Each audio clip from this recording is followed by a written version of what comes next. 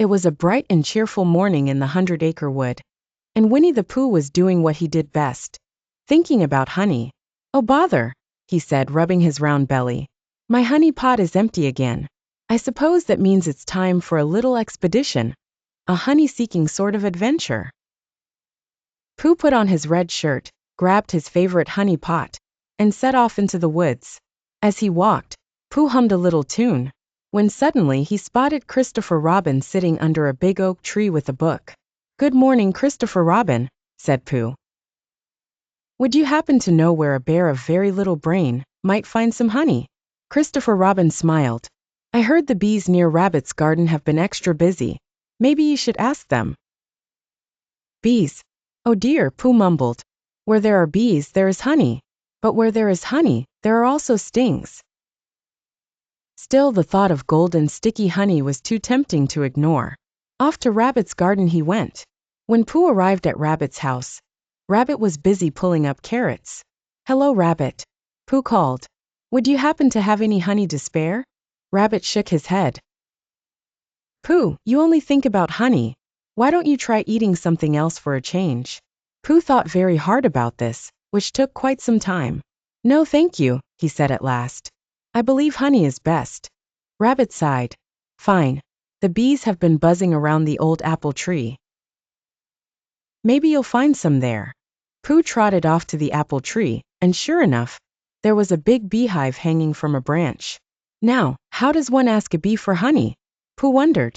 Perhaps if I sing them a friendly honey song they will share. So Pooh cleared his throat and began.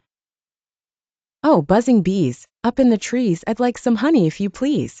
For a moment the bees were quiet. Then, a whole cloud of bees came zooming out of the hive. Pooh turned and ran as fast as his little legs could carry him. Oh bother! This was not the honey-sharing sort of answer I was hoping for. Just as the bees were about to catch up, Pooh spotted his friend Eeyore, standing near the river. "Hello, Pooh," Eeyore said slowly. "Why are you running?" "Bees," Pooh gasped. Eeyore swished his tail. "Ah, bees do that." Thinking quickly, Pooh jumped into the river with a big splash. The bees buzzed around for a moment, looking confused, then flew back to their hive. Pooh climbed out dripping wet. "Thank you, Eeyore. I believe I needed that river just now." Eeyore blinked. Glad to be useful. Pooh was just about to give up on his honey hunt, when Piglet came skipping by. "Oh Pooh, I was just looking for you," Piglet said excitedly. "I have a surprise for you." Piglet held out a tiny honey pot, just the right size for Pooh's paws. "I saved a little extra from my last pot because I knew you'd run out," Piglet said shyly. Pooh's heart felt very warm and happy. He hugged Piglet tight. "Oh, thank you, Piglet. You are a very small animal, but you have a very big heart." Piglet blushed. "Oh dear, it's nothing really."